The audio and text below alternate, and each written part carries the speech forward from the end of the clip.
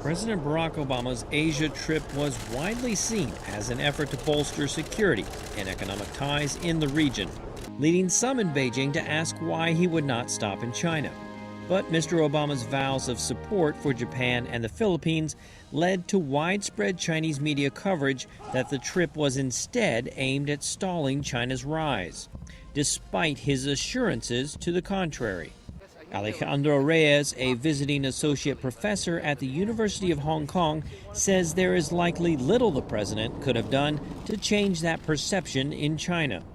From the Beijing perspective, I would think that, and we've seen already, the reaction has been negative, and that they see the president's visit as underscoring their view that the pivot has to do with containing China. And I don't think he could have changed that.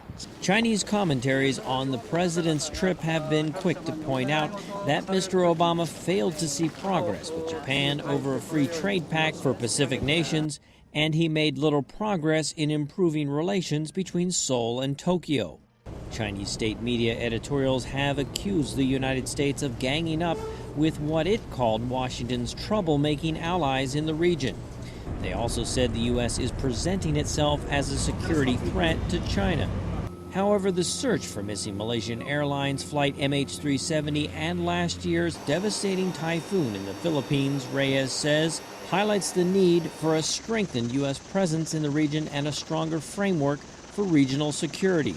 It's not inconsistent with what the United States is already doing in the region. This idea that that military to military ties are essential.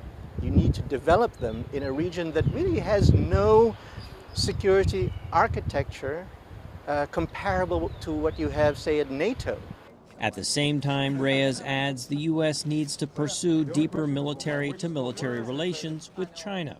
But some in the United States argue that too much focus is put on China and not enough on what benefits Washington's allies in the region are providing for America, says Clyde Prestowitz, a former U.S. trade negotiator. Is China a threat to Japan and Korea and the Philippines and Malaysia? And I think one could say no. But even if it were, is it a threat to the U.S.? And I think the answer is definitely no.